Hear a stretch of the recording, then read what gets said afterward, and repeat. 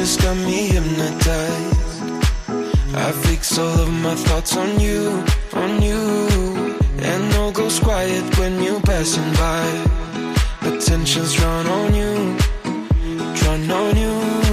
I don't wanna sit with anybody, but you are playing with my patience all the time. You see I'm breaking the ice, oh, I'm saying it twice. Let's move away,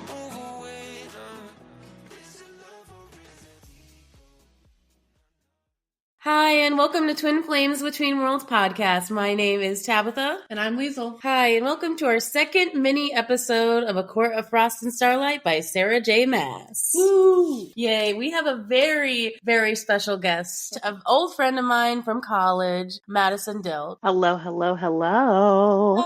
Oh my god. And basically our biggest number one fan besides my parents and your mom. Mm-hmm. Yep, I'm at that tailgating party every weekend. Which I appreciate so much, by the way, because I knew you were going to like these books even when we were in college. Like, we had kind of a similar, I don't want to say taste, but you kind of have to have a certain, I don't know, taste for these books. Like, you're either going to really like them or you're not. There's kind of not a good in between. And I hate them. Welcome to my podcast, the Akatar Hate Podcast. You make a podcast specifically to counter ours and just be like, oh my God, when they talk about this, it's so BS. No. So, but yes, but we're going to have a fun fangirl episode. But again, we are explicit. We will cuss during this, especially if it's us three together. Mm-hmm. Yep. We will just, so Madison will talk to us where she's at. She's not into Frost and Starlight yet, where we currently are, but we're going to have fun seeing what she thinks, talk about what she thinks is going to happen in theory for the future, and also just overall having fun for this episode. So let's get into it. Yeah. Okay, so where am I? Yeah, so where are you currently? In my bedroom. On my boyfriend's side of the bed. Side. I know. Saucy. So I am not quite finished with Wings and Ruin. I don't know how many pages I have left of it. So on the graphic audio, I'm listening to the graphic audio. I think I've got like 40-ish minutes left on it. Oh, and shit. That's including like credits stuff. So you can tell me where I'm at. But they just had their dad's funeral, and they're talking to Lucian afterwards. Oh. How's that conversation gonna go? No, it's just I feel bad for him. I feel so bad for him. I was just gonna say, I know where that is. Yeah, poor Lucian. Well, you know what's so funny is that this isn't necessarily a spoiler for Frost and Starlight, but literally Cassian has one quote in Frost and Starlight where he literally says "poor Lucian," and I was like, "Hey, that's our line." That kid. He just keeps taking L's. I think the reason we're also laughing is because Elaine is in that scene. So it's like anytime they are in a scene together, it's just automatically going to become awkward. Yeah, And my personal opinion about Elaine as well also always makes sense. Oh yeah, we've shit on her so far. We've shit on her so bad. Well, I'm still on the Nesta shitting train, so. I honestly, and that's fair. That's 100% fair. Yeah. They're both, I think I said so many times in our podcast, but honestly, I don't even remember which episode it was. I think I liked Elaine more in the first two books because like she wasn't really there, but you know, she hadn't done anything necessarily bad yet. And then I totally hated Nesta for the first two books. And then Wings and Ruin kind of, I don't want to say made me like her more, but made me tolerate her a little bit. Yeah, I hate her less. For sure. Yeah. But I still think she sucks. No, she's a terrible sister. It's kind of like dissing both of them, but right now I prefer to diss the middle one. Yeah. Yeah. Like the scene where after they rescued Elaine and they were all just like laying in bed, I was like, oh, that's sweet. Yeah. It was like that one time when they were human. The one That's time, nice. Even though they hated each other still when they were like laying in bed together. It was supposed to be a sweet moment, but I think rereading it for how many times I've reread this series in total, I think us deep diving in, I think we even said that in our episode. We said, dude, Elaine was kidnapped for what? A couple hours? Yeah. And it seemed like, oh my God, it's been the worst I've been. Dude, it was 2 hours. and nothing happened to her. I'm gonna try not to say anything about that because I know I'll go on a constant rampage. I already did in the episode about that, but it's just like, what? She was gone for 2 hours, and then she acts like she was so traumatized from it. But then when they go and rescue her, she's just like, "Oh, hi, you're here." Yeah, like she was just in the tent. Meanwhile, Briar's out there fighting for her life. Right? Just chilling. And then when they get back, and Az is like bleeding out on the ground, she just presses a kiss to his cheek, and it's just like, "Thanks, bye bye." Literally walks away from him as he's sitting there fucking about to crumble to the ground, and then Reese goes over there. He's like, "Man, what happened?" It was just rereading it. There's sometimes where like I'll reread a scene and I'll be like, "That was a little weird," and I didn't notice it that time. Yeah. Mm-hmm. Yeah, I know a lot of this dislike of Elaine also comes from me being very possessive of Azriel. So, oh, you know, Liesl, I get it. Yeah. I'm right there with you. I'm right there with you. So you are pretty far into court. So that's great. That's like, so you got through the major points of like, so would you, I mean, again, you're not at the end of Wings and Ruin, but which book would you say, would you put them in rank? Ooh. Like 3? Ooh. Because I know my answer. I think, I mean, Mist and Fury is number 1. Yeah. I think I have to put, well, because Wings and Ruin, those first 100 pages when she was in the Spring Court are just beautiful. Yeah. And like Gaslight, Gatekeep, Girl Boss. Actually, I think I need to put Wings and Ruin first. The way she handles Ianthe, the cereal. Oh my god! I was today while I was like listening and delivering packages. I was just sitting there like, oh, I can't cry right now. I'm driving, I'm delivering, and I was like, it was a hard. Yeah, because it was just like begging her to run, and then it was just and then I was like, yeah, kill Ianthe, and then I was like back to like trying not to cry. So actually, I think I might need to put Wings and Ruin first, and then Mist and Fury, then Thorns and Roses. I think that's my answer. Yeah, I think that's a good answer. I don't think that there's necessarily a wrong answer, except I don't think anybody would put ACOTAR at top. No, I think well, unless you've only read ACOTAR and you actually really enjoy it. Oh my god, I love Tam. Unless you like Watery Bells. Everyone gets so much about that, and I'm like, maybe I've watched too many Game of Thrones. Maybe it's because I've watched too much fantasy, but like that made total sense to me when she wrote it like that. I think for my order, I don't know if this is technically cheating, put it in this order. It might be. It probably will be, but I'm going to say it anyway. Is Mist and Fury first, no question for me about that. But then second, I would put the, like you said, the first 100 pages of Akawar, her scheming in the Spring Court. That would technically be my second if I like group that into a small little section. And then Totally different book. right. And then probably my third in terms of like just grouping of story would be the Under the Mountain parts. Yeah. And then into the rest of Akawar. And then the rest of... So technically 5. I'd split it up into 5 parts. That's okay. really fair. Yeah, of course. I think I mean, Mist and Fury is obviously at my top just because of like learning how, and I think you know this now, but like especially people who have just gotten into ACOTAR, like ACOTAR is such this small bubble, and that's like what we, because we're artistic. That's why we tried to do with our graphics too, right? Because the first season graphic is all very fake fantasy. It's almost 2D level of, I mean, I really like the first graphic. Just gonna look at the art right now, don't mind me. just to see it. I'm looking at Frost and Starlight. Please continue. Very much like supposed to be this very, very small perspective. Candyland kind of fake fairy vibe, because she doesn't really know what's going on. And then you kind of get something by the end of ACOTAR, right? You know, the Amarantha thing blows up, but then you get into Wings and Ruin and Mist and Fury, and the world just blows up to her. Like, because all she got was the Spring Court, and then of course our graphics then were Mist and Fury, and then Wings and Ruin got more realistic as it went on. I saw Liesl, by the way. Liesl made all those, so I had no... I'll take the credit for that. I feel like you're still slightly giving me too much credit in terms of looking at the fake versus real, but I will absolutely accept it because it works out. That's what I thought when you made them. I was like, oh, this totally has a meaning. No, I think that was more of the progress of me not knowing how to do graphics and then learning how to do graphics.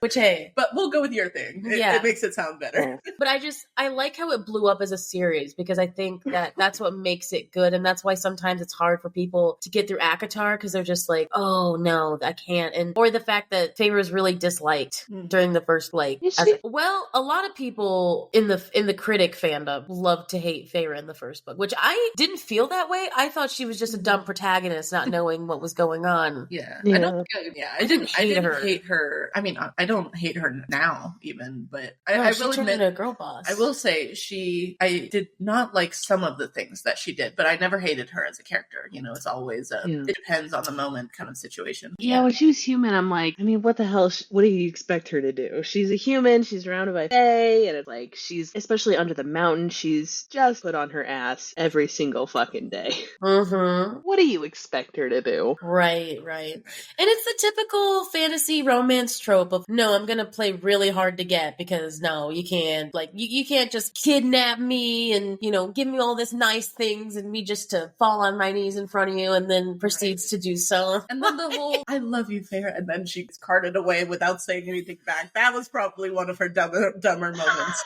I mean, she couldn't have known that. But I mean, No. Yeah, but I remember when I was reading it was a long time ago, but I was like, I remember reading that, like, girl, just the fuck you do it. We didn't need to be here. We didn't need to be under this mountain. But wasn't that the most ironic thing, though, right? Is that it's the idea that she could have said something, but, like, now she can't go back. It's like that, you know, fucked up moment where it's that people have in real life where it's like, I think I even said this in the podcast. I was like, if I didn't say that one thing, this would have turned out differently. Yeah. We all have that moment of regret. It's like, oh my God, I wish I should have said something. Or shouldn't have said something. Yeah, so...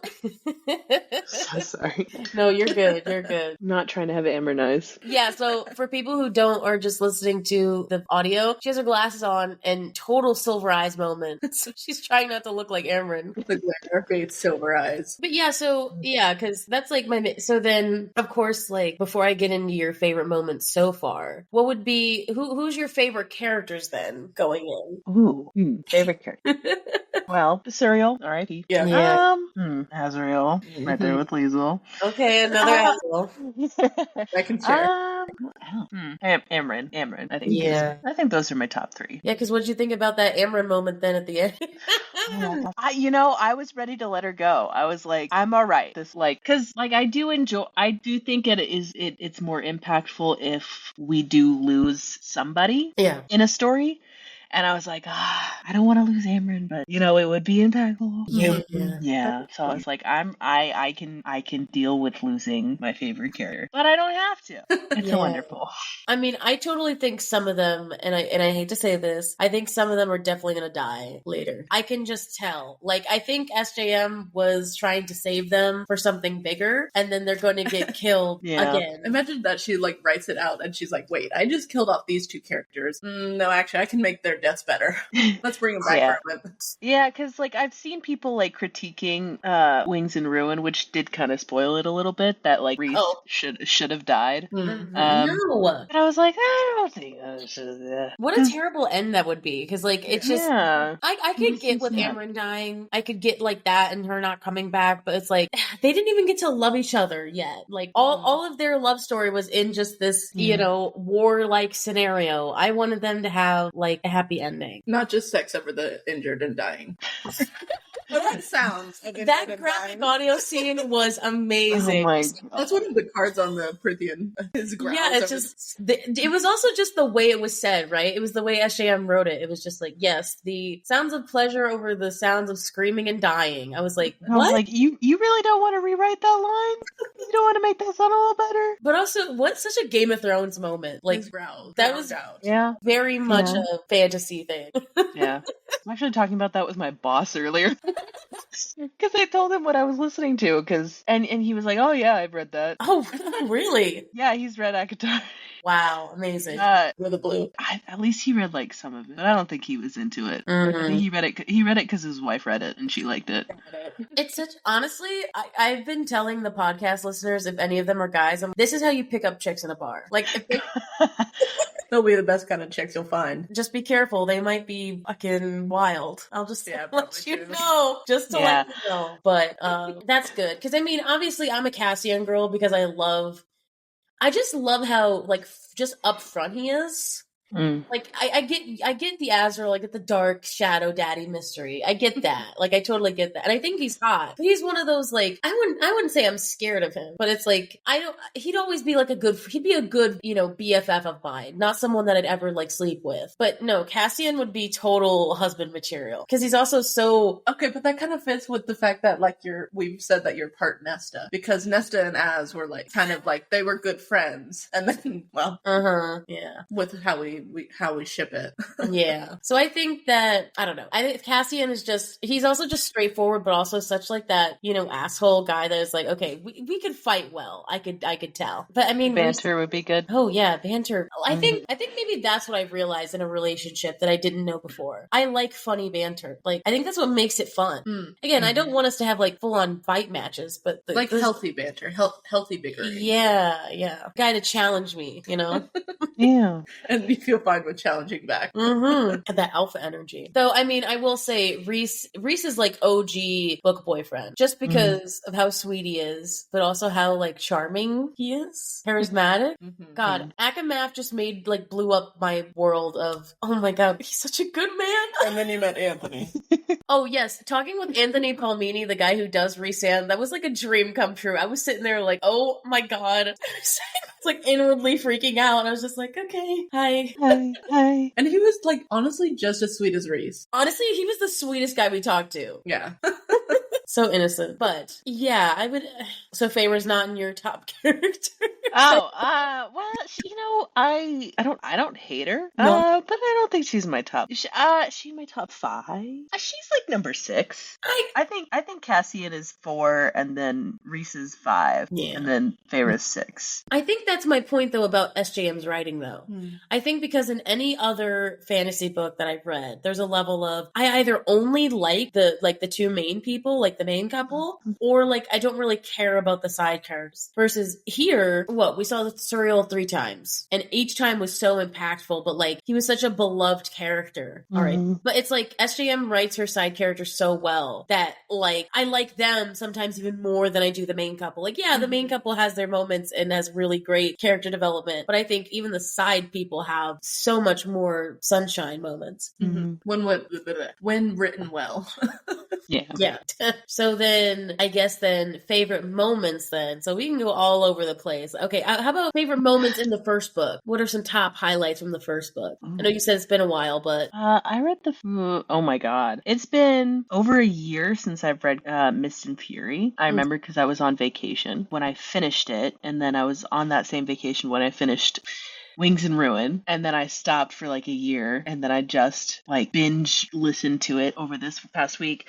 But so I guess it's been like a year and a half or like 2 years since I've read Thorns and Roses. Now I think that either the battle with the Midgard worm, or I think the beginning when oh God, what is his name that she kills? Andres. Yeah, when she kills Andres. What a highlight moment. Yeah. That was like the intro, like first chapter. Like that was neat. Yeah, or like I guess I don't know when the explanation of when you find out that he let her kill him. I think that's also a good moment. Oh, the Alice binge scene where she's just like, hey, by the way, Lordum. Alice is in my top 5. Yeah, I love her to death. Yeah, so Feyre's like 7. It's like all the Shakespeare characters, right? All the maids are like top tier. You know what I mean? They got so much kid love to them. So I think when she's killing him and also killing the Midgard worm, or just like again the entire like first 100 pages of Wings and Ruin. Yeah, because like everyone, I think that was the part that like surprised me about people liking the beginning of ACOTAR. Like there's so many, the critics I will say love the beginning of ACOTAR, and I'm like, any book girly fantasy, like typical book girly you think of hates the first 4 chapters of ACOTAR, which to me is so funny because I think it's totally setting up, like, I mean, there's so much needed. It's like 4 chapters of, hey, this is how Feyre is, this is how she thinks, this is like the whole first chapter, like you said, is about her artistic, how she sees things, like the way she even describes everything. Like this is who she is. This is why her life sucks. This is what's going to happen now. And I think it was really quick. I mean, considering it was only 4 chapters of setup, and it was like, hey, by the way, like, I don't really have much going on in this provincial small town. And by the way, like, here's this guy that I've had sex with in the barn a couple times. It's like, it sets it up enough to where it's like you get where she is and where she's coming from. And then the integral moment of, bam, why is this day different? And then Tamlin bursts in and, you know, it starts from there. The Midgard worm scene, okay, we have said this in our podcast so many times, but I want ACOTAR to be an anime. I want it to be in that, I want it to be an anime, but I also want the graphic audio people to voice the anime characters. They already got them. It's already there. And I think it would be so much better done than a live action. Because I feel like they couldn't do that scene and others justice. I think with an anime it would be so much better. Plus, the only thing is, like, I have such a hard time actually picturing, like, the Midgard worm and not the Alaskan bullworm from SpongeBob. I don't know if an anime would help or hurt, but I think you're definitely right about it being an animated. No, girl. First time. So again, I lost my SJM virginity a long time ago. Like, it was 2018 at best. God, that's so long ago. And so, like, I liked ACOTAR before the craze got it. Like, before TikTok really blew up or anything, like, I, you know, knew about her books. And I remember reading that, and before the TikToks even came out with the Alaskan bullworm thing, that's the first thing I thought of. And then I saw it come up, and there was a weird part of me that was like, I thought of that 2 years ago. Yeah. And now like, I do the same thing with, like, Aragon memes. Like, the Inheritance Cycle is, like, my personal favorite fantasy series ever. And I'll just think of, like, all these memes, and then, like, the next week, this Aragon meme thing that I follow will upload the same thing, and I'm like, I thought of that first. It's for real. I get a little bit, I'm like, I thought of it. But I didn't do it, and TikTok wasn't a thing back then. But yeah, I think the Midgard scene, it was also badass because it was like, everyone's watching, you know, we find out that Rhys was the only one that bet on her, and it was like such a scene where it showcased her skills, because a human is facing this ancient creature that's lived under this mountain for however long, and she wins. Oh, and it's so cool. I love that scene so much. The idea of like him, like, seeing her moving in slow motion covered in shit, and he's like, wow, I'm gonna marry that lady. I'm gonna make her my high lady. Right. Yeah. First picturing her as Cassian, and then it's like, yeah, you remind me of Cassian. It's like, okay. in love with me because I reminded you of your best friend. Yes. He's like, you were one of us, you did. It's not gay. It's not gay. No. I also like the Under the Mountain scene when you reread it, because it was, girl, you did not know how hard it was to do that first book. Like, because we know everything. And so there's a level of, you know, we have to be nice to Tamlin, because the first time I was nice. Like, you know, everybody fell into the fucking trap. That's what it's meant to be. Because it's like, he doesn't want to reveal how much he cares about her, so Amarantha won't use that. I was like, I get it.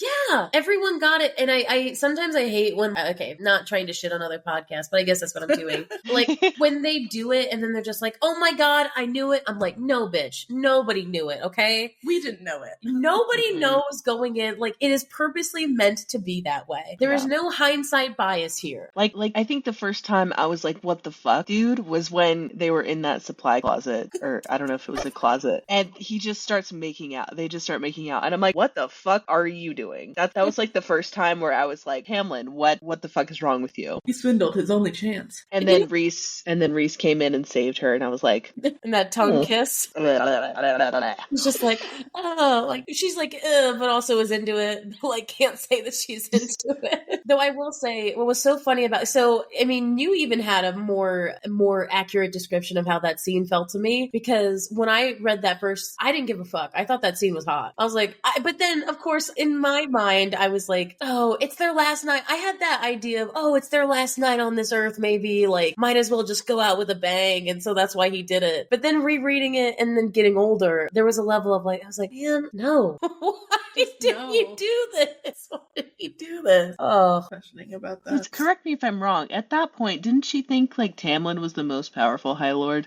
yeah. Well, I think so because when they were like Tamlin's the only one that can kill her or whatnot. Yeah, I think like, that was, well, I don't know if she said like, or if she specifically was like, oh yeah, I think Tamlin's the most, because she, at that time, she really only kind of knew Tamlin. She didn't really know the others. But yeah, she was definitely like, oh yeah, Tamlin will save us.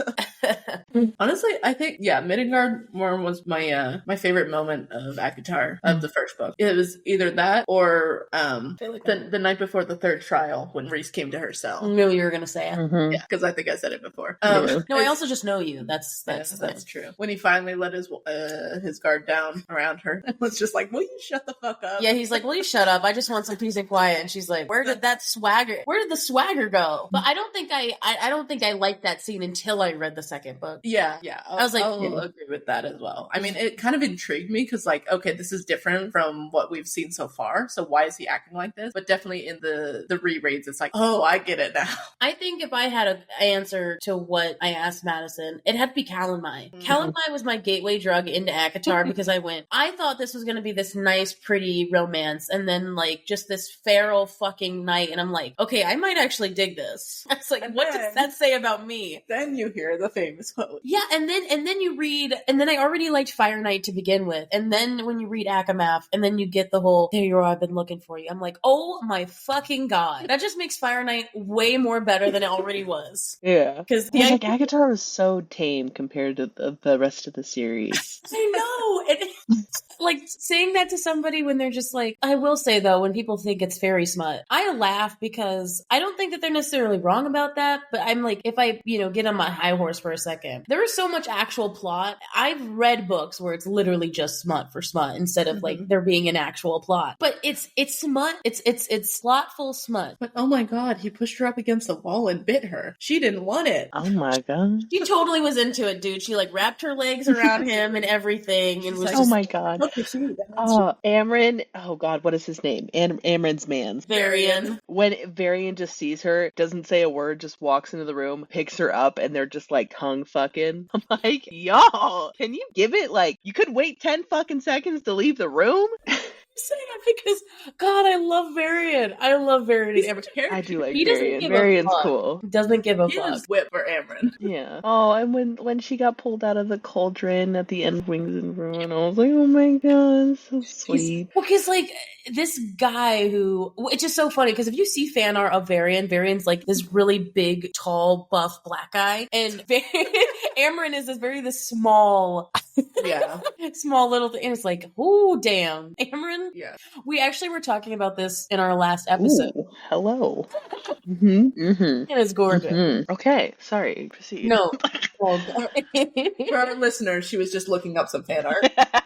Which is so funny because, I mean, this isn't a spoiler, but we talked about Varian and Amryn in the last episode of Frost and Starlight, and it was funny that we were talking, and it's like, wow, this is almost like the reverse effect. Amryn is 15,000 years old, and Varian is very young. Yeah, we estimate around 70 or so. Yeah, because he's like Tarquin's age, and he was 90. Yeah. So this guy is like fucking, dude, Fetus in faith. he got a cougar, to say the least. Mm-hmm. We want to talk about age gaps? Let's talk about that one. Oh my god, yeah. I guess I don't have a problem. Do you have a problem with the age gap thing? Because to me in fantasy, I guess I just don't give a shit. Like age Limit. gaps. I said I have my limits within Oh, age gap. like in real life or in fantasy? And fantasy in this regard. Okay, Where it's because I like, do have opinions about real life, but like it's whatever, not important. I mean, if Feyre being what, she's 20 at the end of Wings and Ruin, Yeah. 21. yeah. I'm a little iffy about it with Rhys, but I'm also like, I don't give a shit because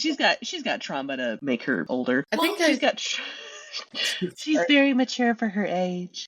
Yeah, she is. She was written that way. What I was gonna say is, I think I saw somewhere that Rhys was like early 530s, like 530 around that age, around ACOTAR. I guess to me, I think it kind of nips it in the butt. I mean, she's immortal now. Yeah. It doesn't really matter, like, that her age is going to change. It's like the Twilight thing. Yeah, she's 18, but at the point where she becomes 200 and he's 1700, how the fuck is that going to make a difference? Like, they're both immortal, they're both stuck at the age. So to me, it doesn't really matter. I think it just seems to affect people more right now because she's at a human age, like a human age recognize that it's like 20 years Yeah. old. It's like, oh, we're 20 years old or around that area, so that's weird. Versus, yeah, if it's 200 to whatever, 700. I would love to see a fantasy book where like the protagonist is like a 35-year-old woman who's just a divorce, like twice divorced and has kids. As 500-year-old guy comes along, he's like, hey, and she's like, all right. All right. I'd like to see that. Maybe I'll write it. Be more real. Yeah, right. Go ahead and write it. Yeah. Yeah, I couldn't even write an essay in college. You think I'm a fucking book? Yeah, no. I mean, I honestly try it. You might find it easier than college essays. You'll actually like writing it. Right. Yeah, right. And you get to choose what you write. So that's the only reason I bring up the age gap thing, because that's like another controversy that it's one of those things I just don't give a shit about, because it's like, okay, they're all immortal now. What does it really matter in the scheme of things? I mean, yeah. But the thing is, it's not like there's a level of, I don't want to say experience, that, you know, it's not like, how do I word this in the right way? It's like, I feel like when it comes to an age gap in real life, there's a level of, you know, experience over, I actually kind of want to know, what is it your opinion about real life? Oh, I mean, it's just like, I think once both parties are like over the age of 30, it's like, I don't give a shit, you know? Yeah. Like, but if it's like a 30-year-old dating like a 20-year-old, I'm like, that's like icky. Yeah. It's like any age gap, like a 5-year age gap between like a 20-year-old and a 25-year-old, I'm like, yeah, whatever, that's fine. But like, once they're both past 30, I'm like, I don't give a shit. I don't have such a strong opinion about that, but No, I think I agree with that. I think like anybody past 30, it's like, okay, what does it matter if I'm 30 and you're 40? Yeah. What really difference does that make? Yeah. yeah. So at it's that like, point, you're both adults. Yeah. yeah, Like, we're all adults. Once the frontal lobes are like fully developed, I'm like, you go off, fam. so when I'm 25, I can just date anyone. Yeah. Pretty much. Yes, But- young lady, that's when you're allowed. That's what I'm. I don't know. I think again, when it comes to a fantasy book, I think the BS explanation I gave was that technically in their Fae age, they're about the time that the humans are at. Like if we take them as different timelines, they're technically halfway into, I don't know. Because Like it did say they reach adulthood around 75. so they're like similar to the same age, not like necessarily an experience, but level of, I guess like the experience doesn't really matter in the sense of not even just the sex. It's like that doesn't, I don't think that's the part that gets people. It's just like, okay, this person's been around a long time, but it's not like in real life, you know, in those Twilight books or even in any vampire book where it's like, oh my God, I was in the Civil War. It's like once you make once you start like adding real life historical things, okay, now that gets weird. Yeah. The fact that you were around. It's the fictional separation. Yeah, so I think for the most part, I mean, their relationships don't bother me if they, like in this specific book kind of based thing. Yeah. Like the only like moment where I'm actually thinking of it is just the fact that, you know, Reese and the Bat Boys, the Inner Circle, they all fought in the 500 ago war. So like, it's like, oh, you guys were like in your 20s around Feyre's age 500 years ago in this war. And they were very much young at that time. Yeah, so it's only when it's thinking about that, it's like, oh, okay, so there's actually more of an age gap there. But then other than that, like, I could totally just see Reese like maybe 5 or 6 years older than Feyre. Yeah. But I think that's what S.J. Maas was going for. Yeah. Right. So then I would say, Akamath, so Mist and Fury, what are your top moments from there? Powerful. Yeah, Starfall was beautiful. The Weaver's Cottage. I love the Weaver. I thought the Weaver was so fucking cool. I think if it weren't an anime and it was like, and I could like cast myself in any role, I think it would be the Weaver. Oh my God, that would be so neat. You would do so well. Let's see, the Weaver's Cottage. Be the Feyre to your Weaver if we do that in real life. Oh, when Morrigan came and got Feyre, just like the whole lead up, like Tamlin being a dick and like locking her in. Like Sarah J. Maas is very good at writing fear. I think she's very good at that. So when Morrigan rescued Feyre was, I think, one of my favorite moments. And then Starfall. And then every moment where Reese is teaching her how to read. Aww. Yeah. Rhysand is the most handsome High Lord. It's like, I would have fallen in love with him too. Come on now. I think what makes I agree with you. I think that like SJM writes depression and fear and all of those really hard scenes really well. I think that whole beginning of Akamath, because you had no idea where Akatar was going to lead, right? And then it's like, hey, oh my God, we're so happy. And then depression, deep depression, and, you know, losing weight and talking about, you know, how do I go on? It's like, damn, this is some heavy stuff. I think some of my favorite moments from Akamath were really just those depressed moments, though, when she was getting healed from. Like, not just because Rhysand came and just suddenly made everything better, but I liked the moments where he would sit down and like, how do I help? Because I feel useless here. Like those kind of moments. Or probably anything related to like meeting the family, the inner circle, that first dinner, and then Feyre saving Rhys in the Illyrian steppes in the woods. Like her after the attack where he was shut down. Like you do love that scene. I really do. Yeah. Of course, the mating after it. That's great too. At the inn. Well, the inn was kind of sad because it was. But the inn was.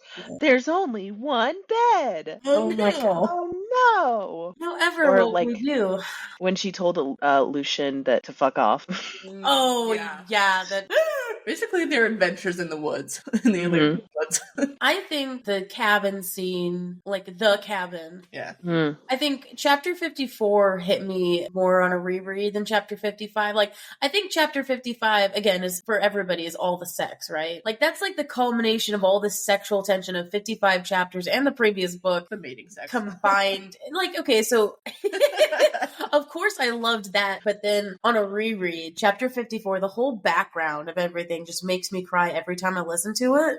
Because, like, oh my God, not only are we learning that this guy, I don't want to say that he knows that he's done bad things, but there was actually an explanation for other stuff, and to figure out all the kind of in-between elements of the stuff that we missed from the first book. And also realizing that I think the moment, even after that, I started to, like, actually hate Tamlin, wasn't even the locked up in the house. I think the one that got me the most angry at him, that I thought was, like, unredeemable, was when he finds out that, when she finds out from Rhys that Tamlin lied about the whole we're enemies thing, because he was trying to make it seem like the Night Court acted first to cause their rift.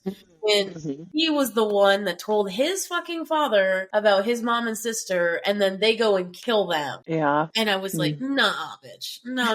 You left out so many fucking details there. Never. Do you guys want him to be redeemed? So we've talked about this. Okay. There's only two ways that can happen. I think he's either going to die a heroic death, something of he's sacrificing himself or somebody else, or he has this very, like, he goes on his own journey of sorts, maybe falls in love with somebody. I want it to be a human, by the way. I want him to fall in love with that human girl. That Briar girl. Yeah. Oh, Briar. Oh, okay. Interesting. I want him to just fall in love with her because I think he wants a human. Like, I think the whole... You want someone he can protect. Yeah, which again, whatever. But well, she was a child of the blessed, wasn't she? I think so, yeah. She was one of the three that was left alive. Maybe she'll be into it too. See, that's what, so I want him to be with a human so that he kind of, I think he'll break a stigma. Like, he has to break some sort of cultural stigma there for him to get redeemed. Because what if he makes her High Lady? What if he makes a human a High Lady and then just fucks up the whole thing? And he's like, no, that can't happen. But then, It's like, well, Rhys made a High Lady first, so why can't I make a human High Lady? So I think those are the only ways he can be redeemed. I don't think he'll ever be fully redeemed in Rhys and Feyre's eyes. Yeah. But I would rather have him have a heroic death. Personally, I want him to live. Abby just aggressively shaking her head Just no. I think I do want him to live because, I don't know, I want him to live with his decisions rather than like just decide to... It's too easy to die. Right. Even if it is a heroic death, it's too easy for that. So maybe a part of me wants him to like suffer through like the consequences of his actions, but along the way he finds, little lights that could be redeeming points. But it won't be like an immediately redeemed in one moment kind of thing. It'll be a progress, something that takes time in my thoughts. I think when he helped Feyre and Azriel escape with Elaine and Briar, I think that was a good first step. Yeah, that's a good beginning. And then giving the little sunflower seed to Reese was a good second step. Every time I think about that scene, it makes me think of the beginning of Tangled. That one drop of sunlight coming down, like, that's what I think, like them all throwing on him. Or at the end of Tangled, when her tear drops and then it blooms. Yeah. I will gleam and glow. Sorry. Totally a Mother Gothel for sure. No, thank you.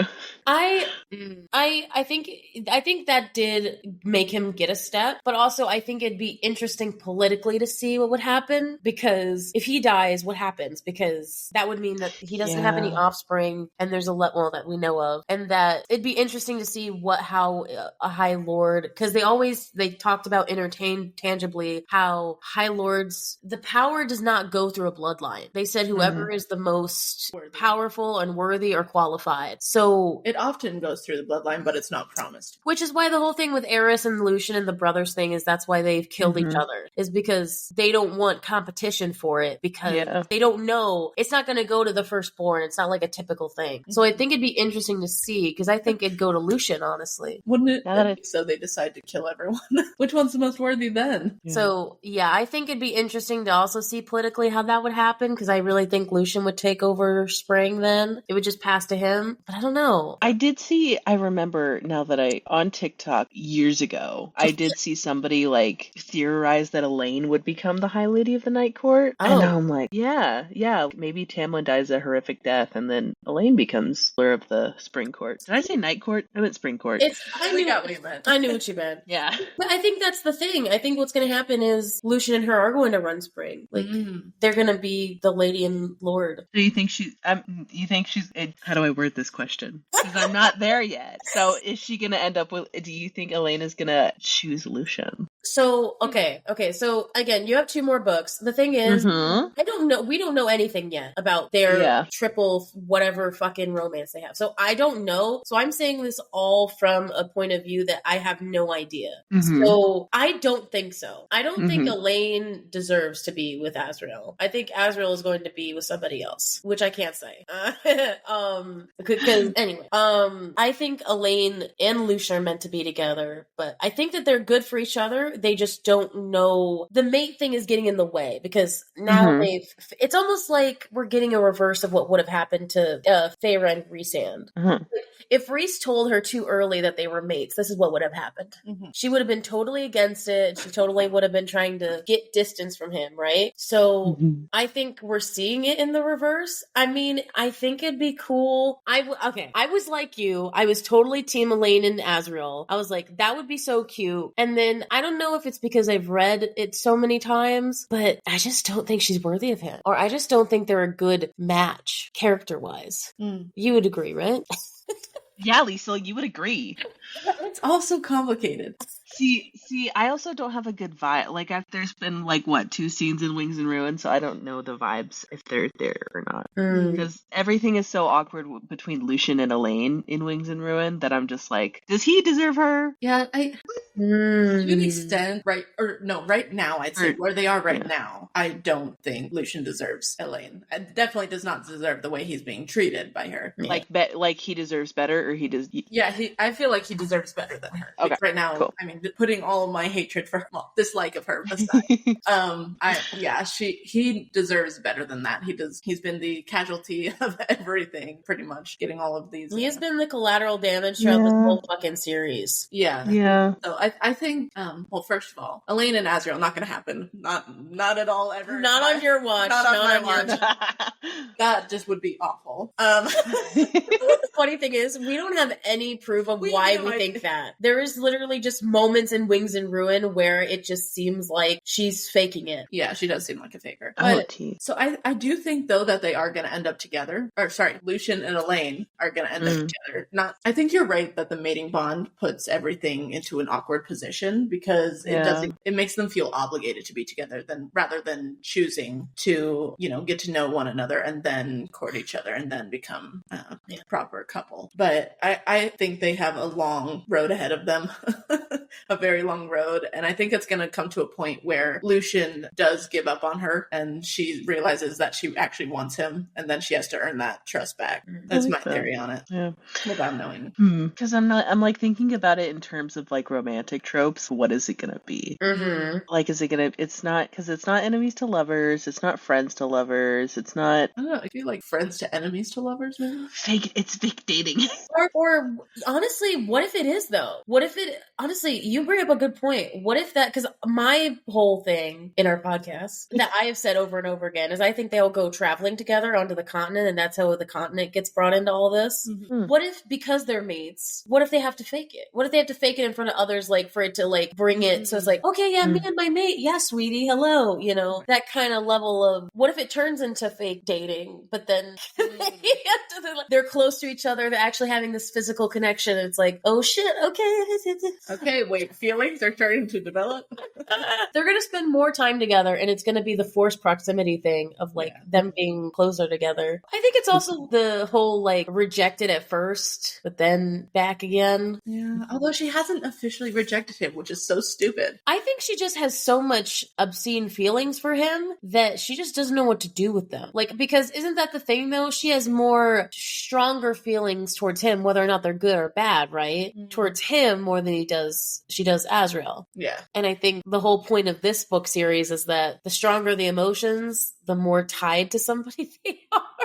Feyre and Reese, she totally was like, oh my god, you're terrible. But she had really strong emotions with him. Mm-hmm. And so then that went that way. I also just know SJM at this point, because I've read all of her books, that there's a level of, how do I say? I know shit and I know things. Like, I drink wine and I know things. And this is one of those things that I'm like, okay, she's not going to go with Azrael. I can just tell. And obviously she has way more emotions, even if negative, towards Lucian than she ever did Grayson. Mm-hmm. I think the whole Azrael thing, what I can tell you is, I think Moore fucked him up so bad in terms of this back and forth. Oh, as another resident bi, tell us how you feel about that.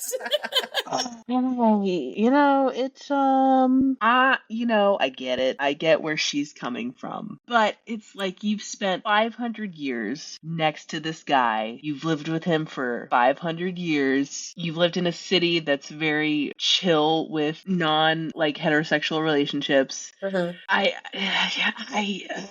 There's so many better ways that aren't shitty as fuck to do what she's doing. Yeah. I just tell him, like, I like girls. Or even just straight up 3 words. You just gotta say 3 words. 3 words.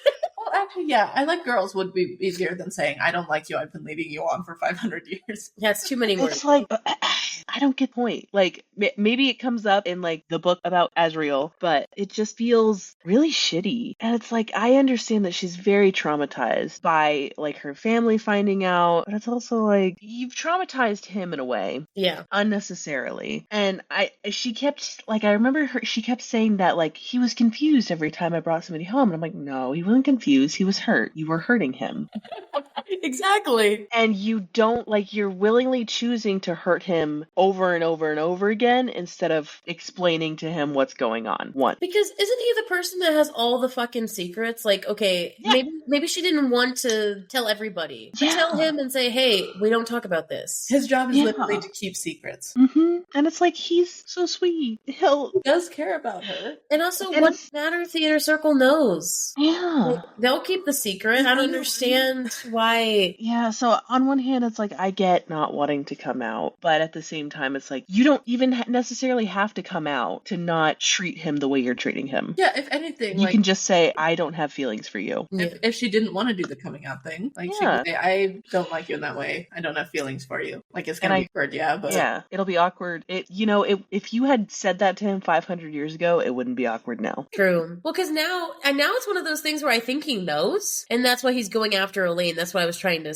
like, kind of leaning towards. Mm-hmm. That's why he's going after Elaine, because he knows I don't know necessarily knows that Moore's into women more. I think he just knows that, it's not going to be them. And that's why he's hanging on to her, because Cassian is hanging on to Nesta and Feyre and Rhysand. So there's a part of him that's like 3 sisters, 3 brothers, Elaine's mine. Even though he's already made it. But maybe he just needs to go, maybe there's like a Love Island on the continent or something.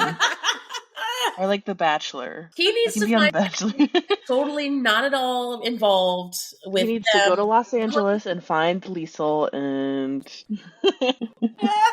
We Please, have a Los Angeles on the continent.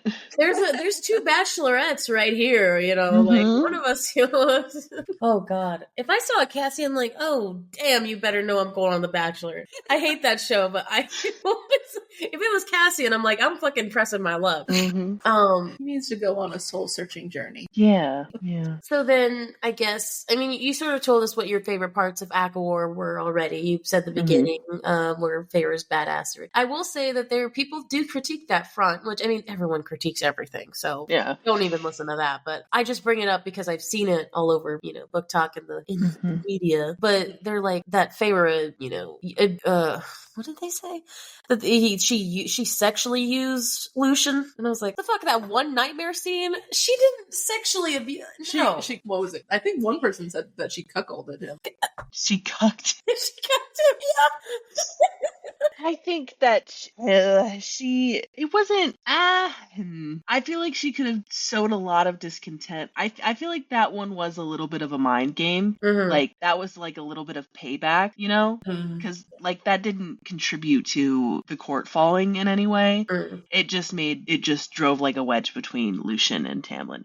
So I do see that as like being petty, but it's also fun as hell.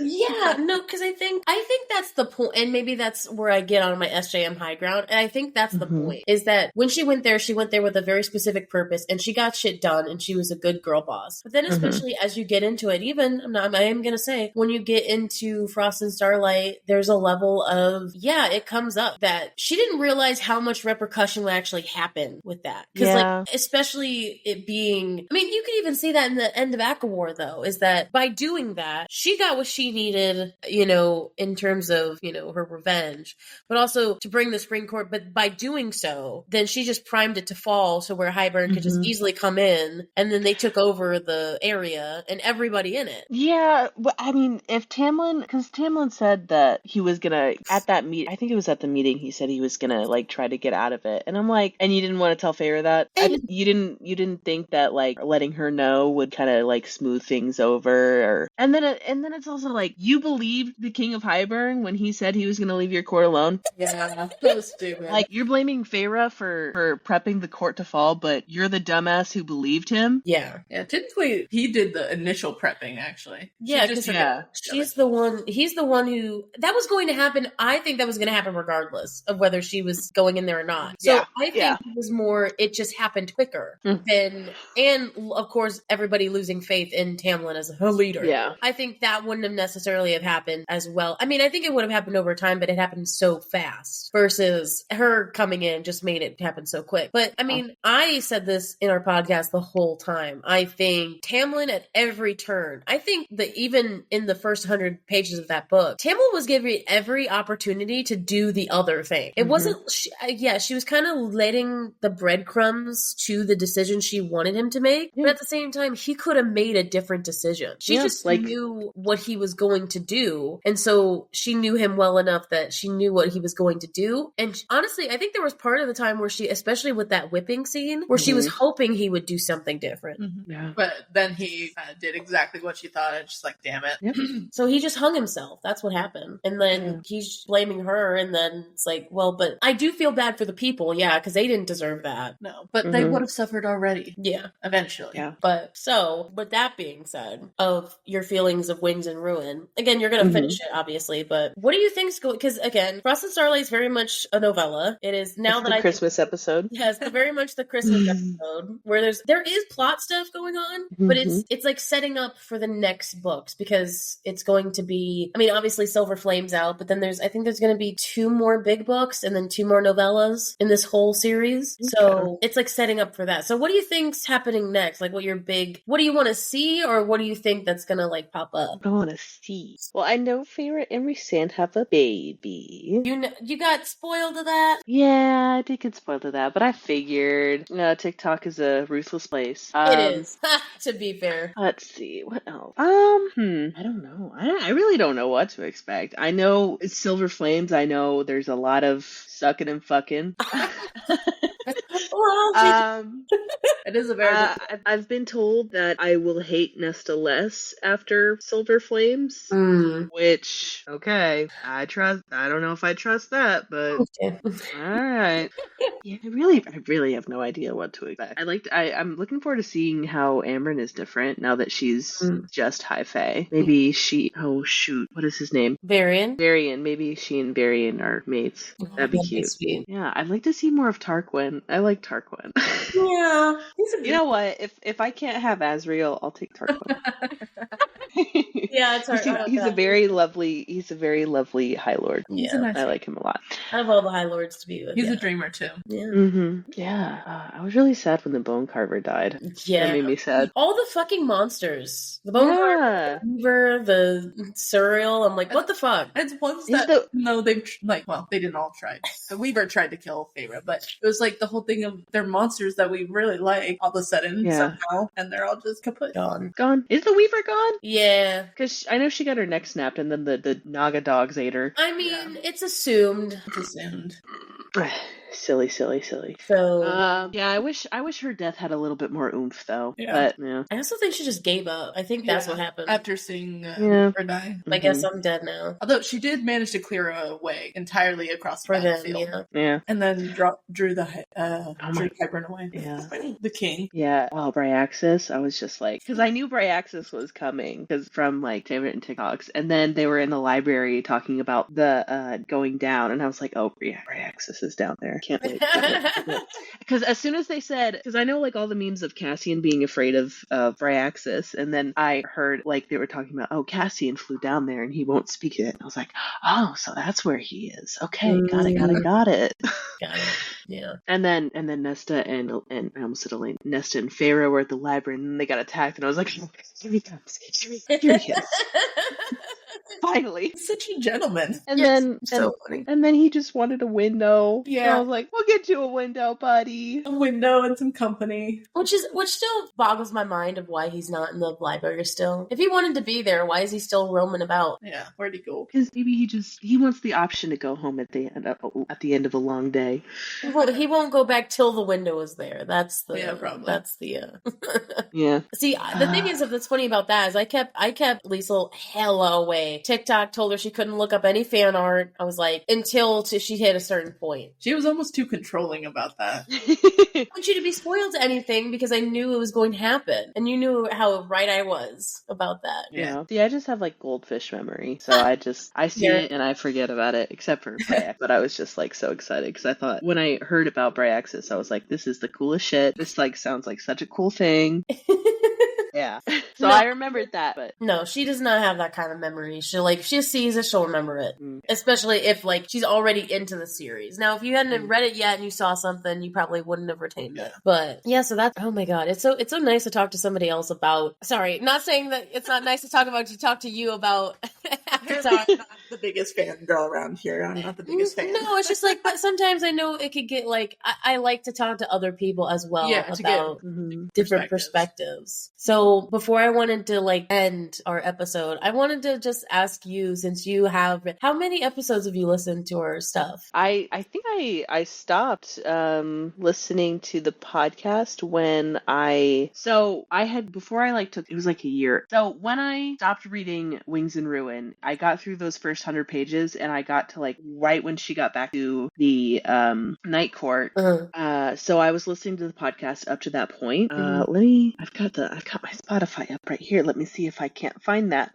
It looks like I Was the Nightmare. So like first episode is where I'm at. So I've got all of season 3 to get through. So that's cool. I'll just do that like on sometime this week. I've got plenty of time. Just walking around all day.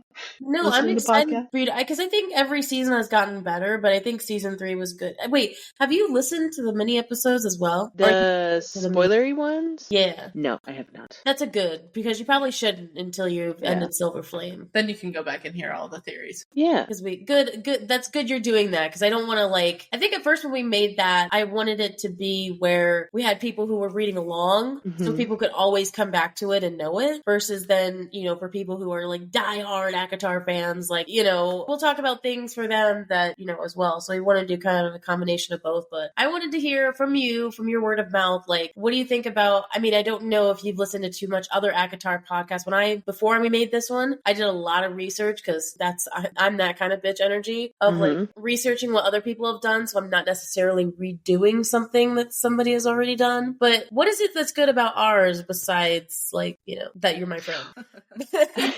Well, I mean, it's just like I feel like I'm hanging out with guys. Like Liesl and I never got a chance to get to know each other at Earlham, so it's like I get to kind of get to know Liesl here. I mean, it's a little bit parasocial, but it's still like I feel like I know Liesl, even though I feel like Liesl doesn't know me all that much. But I feel like I can really like hang out with you guys, and I miss you especially so much, Tabby, because I mean you were like a really good friend in college, and so it's good to like spend time with you in like a little way, and I feel like you guys are just easy to listen to, and there's such good conversation going on. But other than that, I mean, you guys are also really nice and really funny. Like it's just so good to listen to you guys talk to each other and just connect. Important question. Can you turn us into like white background white noise? Like, do we just blend into the background if you have us playing? If it depends on whether or not, because I re-listened to the first season a couple times. Like on my first listen through, it's like really engaging. Unlike like if I listen through it again, I'll kind of like tune it out a little bit. It really depends on what I'm doing. Yeah, I mean, if I'm at work, I'm more engaged than if I'm like doing house chores. Yeah, you know. Yeah, that makes sense. I mean it mostly in the fact of like I think it's a good thing if a podcast can blend into the background. Yeah, so. Yeah. Well, so you've re-listened to our first season then. Yeah. That makes me feel so happy because it's like I mean, looking back at us when we listened to our first episode, we're like, oh, hella cringe. But now not only are we getting listens, we're getting re-listens. Yeah. Because I think even still back then we still had engaging. I think it's just gotten way better than it was just because of experience. And we know how to do it. Yeah.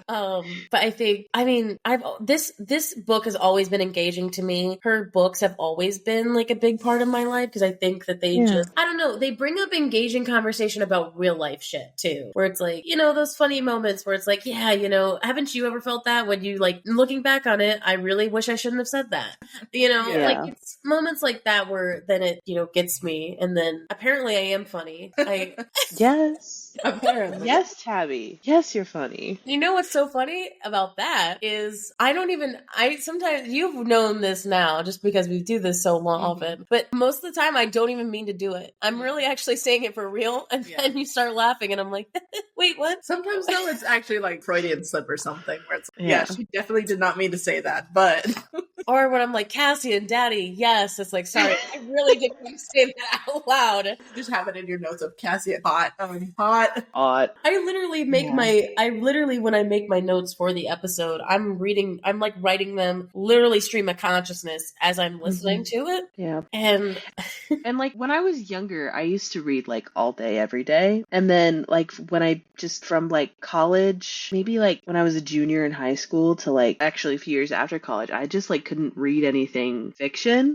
In ACOTAR, I mean, I've seen people talk about ACOTAR kind of broke that for a lot of people. Like they had the same like kind of block where they couldn't read anything, and ACOTAR got them back into reading. It got me back into reading. And she just like, I think she's very good at writing. I think it's like the way she writes depression, honestly, because it's very like you feel what the character's feeling and you understand it, and I think that definitely helps with like wanting to read, if I worded that right.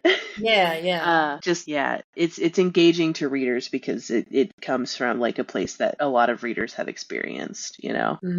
Especially the journey element of it too, because like sometimes I've read depressing books just to fucking be depressing, and it's like, dude, I get it, okay? Why you're depressed, but then see the good moments when you're even in those depressive moments, like having these light moments, like you said, like the people around her helping her pulling her out.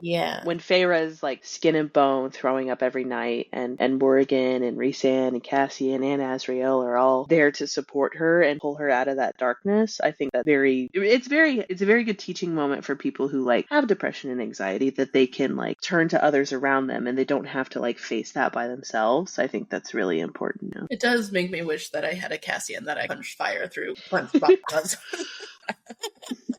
He'll just be like, I'm fine, I can take it, whatever you need. Girl, like, I getting up or should. something like that. Wish I had a Cassian too. I say that every day. Every day. I think that there's a good, and I want to just hammer on the head what you just said. It's that, but then also like, you know, having these moments of just like, it's fun. I'm reading a book about love. I think she writes about love in a very understandable way for fantasy. Like so many times it's like, it's always the first guy we fall in love with. It's like the first sex scene is incredible and da-da-da, and then it's always just good sex from there. And it's like, I think specifically with Akatar, and I even think with Throne of Glass, as you know, she writes love in a very realistic way. We're not always meant to be with the person we fall in love with the first time.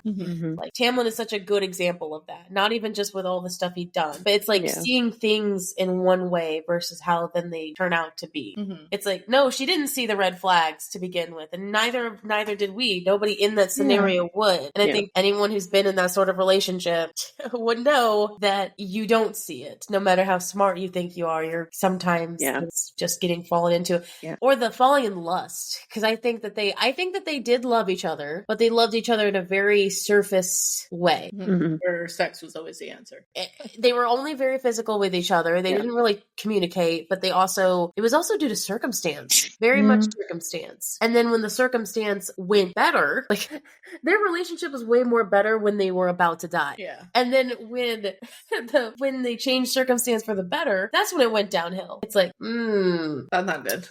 So very much in a fantasy way, I think she does romance as well as depression and fear is a really good way. Even though, yes, they are hot guys with bat wings. And I know we're not going to that guy on the road, but the idea of the communication, the found family, the talking, the getting through stuff together, but you know, we just need to go to Comic-Con, then we'll find guys with wings. Yeah. Or the Renaissance Fair. Yeah. Oh. Yeah, I've seen some Cassians and some Rhysans at the Renaissance Fair. I actually saw like the whole Feyre and Nesta and Cassian and Azriel, like a whole like party. They were all there and they all looked so good and it was rad. Madison, I don't know how they would fend for me at the Ren Fair because I think everybody would just stare at my chest. Oh yeah. And I'd be okay with that. Yeah. Oh yeah. I've got several corsets that I can loan to you and we can just get those titties up to the sky. For real. We do. I think we're close to the same corset size. We are. I think, like when we did Martin Hathaway, I think we were like, we were close. If it's not exactly, then just have Ruthie adjust it. Yeah. I fucking worked in that costume shop. I can adjust it. That's true. She's very talented that way too. I'm out of practice. Ruthie's the one in the master's program here. Yeah. But yeah, like, is there any, like, I'm so glad we got to bring you on for this fangirl episode. I'm really happy we got to do this and talk to you again. I'm excited for you to listen to the rest of the podcast and also I'm excited to catch up. To have fun with Frost and Starlight and Silver Flame. Like, please don't skip Frost and Starlight. Yeah, I hear so many people do that and I'm like, but what? It was written for a reason. Yeah. Who doesn't love a little Christmas episode? Especially with characters, right? And it's December right now. Perfect. Exactly. Perfect time. I know, that's why we're doing it this time of year.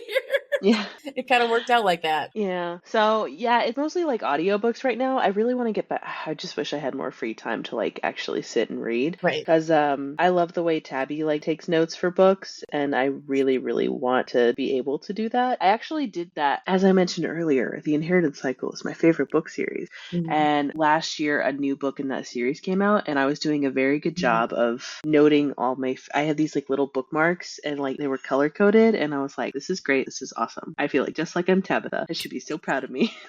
I am. I'm proud. I feel like just like Tabitha. I pulled out my Silver Flame book and it's like all highlighted and everything. And oh my God, my notes for this season was 36 pages for Frost and Starlight. And then Akawar was like 109. Oh my God. It shows you the difference in size. There was a lot there. Yeah. Is Silver Flames longer than Wings and Fury? It's like 800 pages. It's about Wings and Fury. 800. Wings and Ruin. God, is it bad that I know like every SJM book I know about how long it is? Akatar was about... I've heard Silver Flames is horny. If you take out the horn dog bits, how long is it? Okay. To be fair, there's like 3. There's only like 3 long scenes. You know what I mean? Like long scenes. Yeah, Maybe 4. There's a lot of plot. I will say there is actually a lot of plot. Lots of plot, lots of and lots of people copying a feeling. Yeah. And then horniness mixed in with it all. Yeah, so I wouldn't say it's the whole thing. I think that's a little overrated. But I think the reason that is because the sex scenes are way more graphic than the ones before. Because technically Silver Flame is the adult ACOTAR. Because technically it's not young adult. The 4 books before it are all categorized as young adult. This one, they're allowed to cuss because it's just adult. So there's a lot more crassness to the sex. Very blunt. Which makes it more graphic than the ones before. And just saying, the graphic for that, oh my god. The graphic audio. Graphic for also John Vertullo, oh my god. In love with that man, even though he's got a wife and kid. Like, I'm just like, oh my god. He plays Cassie, and of course he's so well. A bunch of girl fans. Yeah, so well. He's such a short guy, too. I totally do not expect Cassian's voice to come out of that man. If you ever look up what he looks like, he is a short man, and I think I saw one, like, commercial of his, and he was sitting in a car with another dude, and he was, like, barely getting over the steering wheel. And I was like, oh my god, is this guy's god, that deep a voice coming out of that guy? Oh my god. While I was working today, I was like, I saw this dog. I don't know what kind of breed it is, but it's like you know how like Shih Tzus are like white and like hairy, they're not like fuzzy. And it was like a little bit bigger than a Shih Tzu, but it had this bark. I was like that bark is not coming out of that fucking dog. But it was so weird because it was so deep and the dog was so like Shih Tzu-y, you know? Oh my goodness. But that's kind of like when we talked to Henry, Tamlin's voice actor. Oh my god. Henry's such a lovable person. I know. He's such a lovable person. And then when we were talking about how he got into voice acting, he was like, oh yeah, well, I typically talk an octave higher than my normal voice, and then he just drops the octave. And I looked at him and I was just like, bro, I know you have a fiance and you're about to get married, which they are actually married now. But at the time we talked to him, they weren't. And I said, bro, you better calm yourself, because I was like, if you keep talking to me like that, this ain't gonna go well. Voice acting is so. I want to get into voice acting so bad. He's so now I'm like friends with a bunch of them now, and it's like insane. Yeah, like legit insane. Maybe is there a graphic audio for Throne of Glass? There's about to be. It's not been done yet. I'm gonna voice Selena. Just you wait. Oh my goodness. But I look forward to it. Is there anything you wanted to say to our audience before we leave? Keep listening, because Tabi and Liesl are really cool. Well, yeah, it's been cool listening along with people. I mean, even though I have no idea who's listening, it's just I love podcasts because it's just so interesting to think that I'm like not the only one listening to what's going on. But it's also like you never know who also listens. Right. Yeah, so that's cool. So thanks for listening, everybody, because I'm listening with you. And thank you for being on. Like I wanted you to be on because you were kind of our first fan after our parents, and I was like, so our real first fan. Yeah, we're now counting them. But I love having you on. You're such a wonderful person. I love talking to you. That's why I miss you so much. I miss you too. Like Madison said, go follow our TikTok, our Spotify, our Apple Podcasts, Instagram, Facebook, the whole works. Join the Discord. We haven't really been active on it, but we're trying to get the Discord up and having it for fun. So let's try to get a community on there. And then yes, please rate and review. That will really help us. And any podcast that you also enjoy. Did you want to say anything to the people before we go? I mean, it's kind of just like Madison said, of being aware of other people listening. That's kind of how it is for us. People like to actually listen to us. I mean, it's clear in the amount of views, the number. We have the numbers, yeah. Like, it's incredible to actually see the numbers of people who have viewed and it's absolutely incredible. So it's honestly been, not just saying this because you're a friend, but having you on here because it's like, hey, we get to actually talk to a fan. Who's listened to our stuff and likes what we do. So thank you, basically. Shit. Well, thank you guys. Yeah. It's such a cool thing what you guys are doing. I wish you guys are so talented, and I'm so glad that you guys have. Because it's like it gives me like the opportunity to like keep up with what you guys are doing. Yeah. So it's like I'm still like hanging out with you guys, even though you're in LA and you're not in the Midwest anymore. Yeah. But, yeah. So it's just it's really great what y'all are doing. Oh, thank you. Yeah, like We have maybe to invite you maybe on we'll more. invite you on for another air. Oh my god.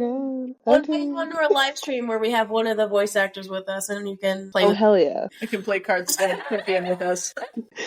So yes, we will. We'll see you guys all in the next episode where we will be talking to our dad. I'm sorry. I will be talking to my dad, and we will see his reaction of Frost and Starlight. Woo! Yes, Dad. Especially the graphic audio. Yes, since that's how we listen. But yeah, we'll see you guys all in the next episode. Bye. Bye. Bye. I try to stay away from trouble. Temptations everywhere. You really got me when you walked up. I said, here we go again. I don't wanna sit with anybody, but you are playing with my patience all the time. You see I'm breaking the ice. I'm saying it twice. Let's move away.